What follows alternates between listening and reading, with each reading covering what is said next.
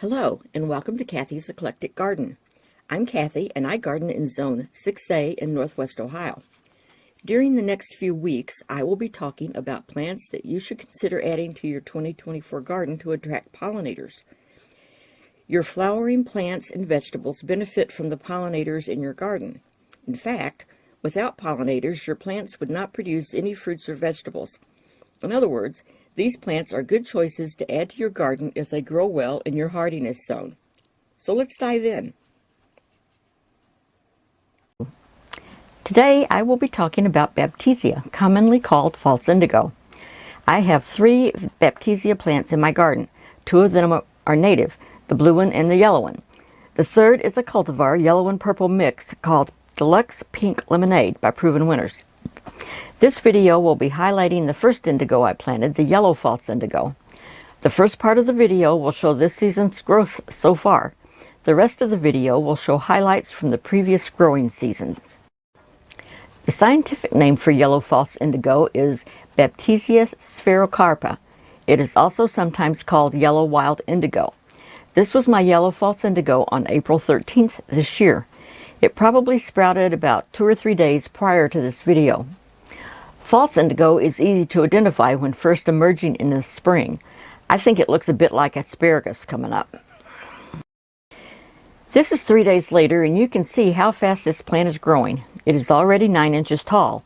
Planting in full sun encourages vigorous growth and prime flowering. It can tolerate partial shade, especially in hotter climates. The genus name Baptisia is from the Greek word bapto, meaning to dye. They were used as a source of blue dye by early Americans. 1 week later, and it's 14 inches tall, and the foliage is beginning to appear. It is a herbaceous perennial known for its ornamental beauty and upright bushy form. A member of the legume family, it's a nitrogen-fixing plant, which improves soil fertility. I leave mine standing over winter, and its foliage dies back by spring. Any stems left standing can be easily removed with a gentle tug. If you prefer, it can be cut back to the ground in late fall or early spring to encourage bushier growth. My husband could hardly believe how fast this plant was growing, and we were out measuring its growth every few days. Here it had grown another 2 inches in 3 days and was 16 inches tall and noticeably bushier. You need to be mindful where you plant false indigo, though. It has a deep taproot, and once established, it's very difficult to move.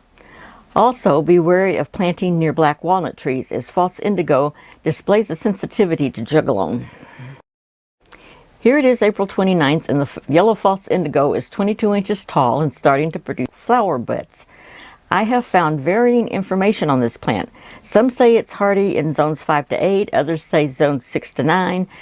I live in zone 6A and have had no problem with this plant overwintering in a very windy area of my garden. Also, some say they bloom in April and May, others say May and June. For me, they bloom from mid-May through June. And here on May 2nd, it's 27 inches tall. Some good companion plants for false indigo are purple coneflower, black-eyed Susan, Amsonia, butterfly weed, Penstemon digitalis, Salvia nemorosa, goldenrod, and New England aster, among several others. 2020. The year I purchased my first false indigo. It was planted in Wind Alley, which is the area between our house and our neighbor, and runs east and west.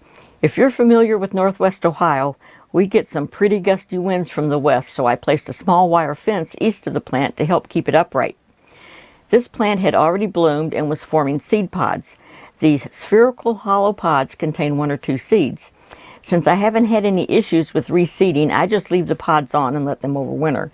They can be removed in late fall if you prefer a fall cleanup. 2021.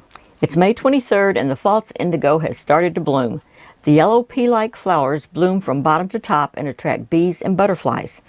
They are said to have a sweet grape-like fragrance, but I've not noticed it. By June 25th, my yellow false indigo is in full bloom. You can see it has grown considerably in the last month. Trimming the foliage after blooming helps maintain the plant's rounded appearance, but will also eliminate some of the seed pods. Personally, I've never trimmed mine, and I think they look great. The species name Sphaerocarpa comes from the Greek sphera, meaning sphere, and karpos, meaning fruit, referring to the plant's round seed pods. 2022. We've entered the leap year for the perennial plant growth. You know the phrase, sleep the first year, creep the second year, and leap the third year. May 27th of 2022 compared to May 23rd of 2021 shows this year's yellow false indigo is considerably larger than last year. False indigo is not picky about soil type and is drought tolerant. It has no serious disease or insect issues.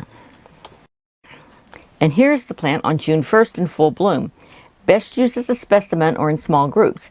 False indigo works well in borders, cottage gardens, meadows, prairies, native plant gardens, and is effective in naturalized settings. 2023. If 2022 is the leap year, then 2023 must have been the show-off year. By June 1st, the yellow false indigo was shining bright in full bloom. It was breathtakingly beautiful and at least 4 feet tall and wide. I believe this is right plant, right place for sure because it definitely likes this plot. You can see how well false indigo pairs with other plants. It is planted in front of a weedula tree, purple sand cherry, 9-bark, and blue lupine. There are more than 20 species of Baptisia native to North America. They are easy to grow, sun-loving, and long-lived perennials. They can be grown from seed, but I highly recommend buying a potted plant. I've heard the seeds are hard to germinate and it takes a couple of years to produce flowers. They are readily found in garden centers and not very expensive either. I hope you enjoyed this video and are encouraged to plant false indigo in your garden. Happy gardening! Goodbye!